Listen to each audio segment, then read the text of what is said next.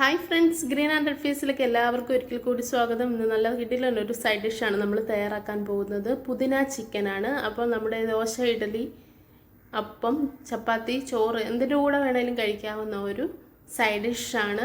എല്ലാവരും വീഡിയോ കാണുക, കണ്ടിട്ട് ലൈക്ക് ചെയ്യാനും ഷെയർ ചെയ്യാനും സബ്സ്ക്രൈബ് ചെയ്യാനും ഒന്നും മറക്കരുത്. അതേപോലെ തന്നെ അതിൻ്റെ റൈറ്റ് സൈഡിലുള്ള ബെല്ലൈക്കൺ കൂടി ഒന്ന് പ്രസ് ചെയ്താലേ ഞാനിടുന്ന വീഡിയോയുടെ നോട്ടിഫിക്കേഷൻസ് നിങ്ങൾക്ക് ലഭിക്കുകയുള്ളൂ. അപ്പോൾ സ്കിപ്പ് ചെയ്യാതെ വീഡിയോ ഫുള്ള് കാണുക, എങ്കിലേ നിങ്ങൾക്ക് അതിൻ്റെ ഇൻഗ്രീഡിയൻസ് എന്തൊക്കെയാണെന്ന് മനസ്സിലാവുകയുള്ളൂ. അപ്പോൾ നമുക്ക് നമ്മുടെ വീഡിയോയിലോട്ട് കിടക്കാം.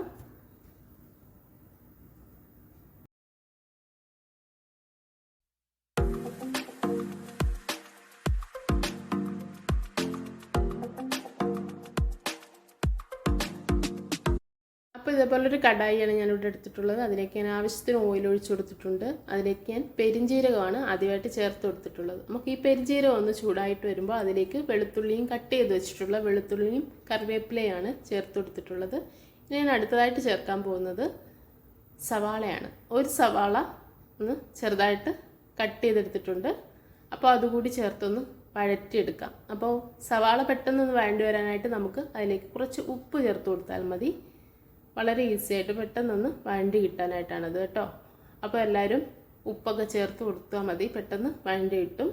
ഇനി നമുക്കതിലേക്ക് ചിക്കനാണ് ചേർത്ത് കൊടുക്കാൻ പോകുന്നത്. 1/2 കിലോ ചിക്കൻ വെച്ചിട്ടാണ് നമ്മളിത് ചെയ്ത് കാണിക്കാൻ പോകുന്നത്. അപ്പോൾ നമ്മുടെ ചിക്കൻ ചേർക്കാനുള്ള സമയമായിട്ടുണ്ട്. ചിക്കൻ കൂടി ഇനി ആഡ് ചെയ്ത് കൊടുക്കാം.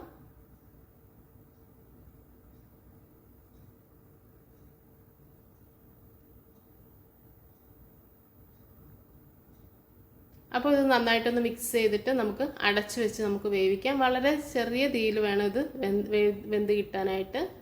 അപ്പോൾ അടച്ചു വെച്ചിട്ടുണ്ട്. ഇനി നമുക്കതിൻ്റെ പേസ്റ്റ് ഒന്ന് അരച്ചെടുക്കാം. അതിനായിട്ട് നമ്മൾ ഒരു സവാളയാണ് എടുത്തിട്ടുള്ളത്. പിന്നെ കുറച്ച് വെളുത്തുള്ളി വേണം.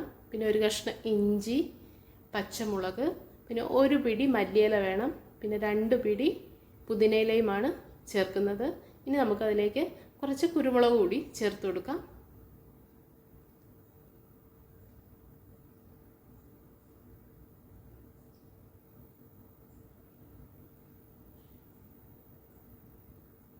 ഇനി നമുക്കതിലേക്ക് കുറച്ച് മഞ്ഞൾപ്പൊടി ചേർക്കണം.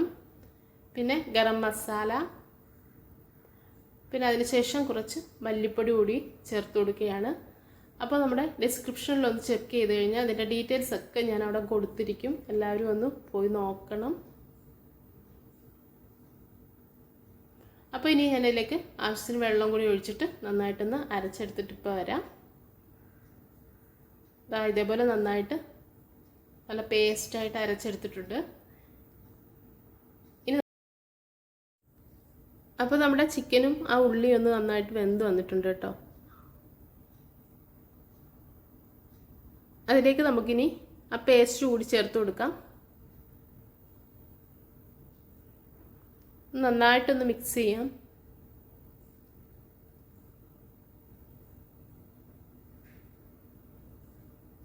നമുക്കിനി ഒരു 10 മിനിറ്റ് ഇതൊന്ന് അടച്ചു വെച്ച് വേവിക്കാം.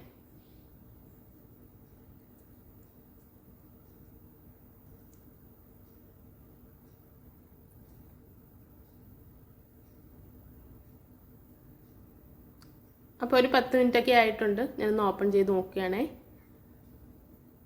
അപ്പോൾ ചിക്കനിലേക്ക് നമുക്കിനി ആവശ്യത്തിന് ഉപ്പ് കൂടി ചേർത്ത് കൊടുക്കാം. അപ്പോൾ ഞാനിത് ഡ്രൈ ആയിട്ടാണ് ചെയ്യാൻ പോകുന്നത്. അപ്പോൾ ഇത് ഓപ്പണായിട്ട് തന്നെ ഇരിക്കട്ടെ. ആ ഉപ്പ് ചേർത്തത് നന്നായിട്ടൊന്ന് മിക്സ് ചെയ്യുക. അപ്പോൾ എല്ലായിടത്തും ആവും. ഈ കറിയൊന്ന് നന്നായിട്ട് കുറുകി വരുമ്പോൾ നമുക്ക് അതിൻ്റെ ടേസ്റ്റ് കൂടി നല്ല ടേസ്റ്റാണ് കേട്ടോ. അതുമല്ല ഇപ്പോൾ ആ പുതിനയുടെ ഒക്കെ മണം നന്നായിട്ട് ഇവിടെ വരുന്നുണ്ട്. അപ്പോൾ നമ്മൾ പുതിന ചിക്കന് ഒരു 20 മിനിറ്റ് കൊണ്ടാണ് നമ്മളിത് തയ്യാറാക്കി എടുക്കുന്നത്. ഏകദേശം നമ്മുടെ പുതിന ചിക്കൻ റെഡി ആയിട്ടുണ്ട്. ഞാൻ ലാസ്റ്റ് അതിലേക്ക് നെയ്യാണ് ചേർത്ത് കൊടുത്തിട്ടുള്ളത്. നല്ല ടേസ്റ്റി ആയിട്ടുള്ളൊരു ചിക്കനാണ്, ഡ്രൈ ചിക്കനാണ്. അപ്പോൾ എല്ലാവരും വീട്ടിൽ ട്രൈ ചെയ്ത് നോക്കണം. എല്ലാവർക്കും ഇഷ്ടപ്പെടും. അതുപോലെ തന്നെ ഒരു ഗസ്റ്റൊക്കെ വരുമ്പോൾ നമുക്ക് വളരെ പെട്ടെന്ന് ചെയ്തെടുക്കാവുന്ന ഒരു ചിക്കൻ ആണ്. എല്ലാവരും ട്രൈ ചെയ്ത് നോക്കുക. അപ്പോൾ ഇതേപോലെ ഒരു വീഡിയോ ആയിട്ട് നെക്സ്റ്റ് ടൈം കാണുന്നവരെ എല്ലാവർക്കും എൻ്റെ താങ്ക്സ്. ബൈ.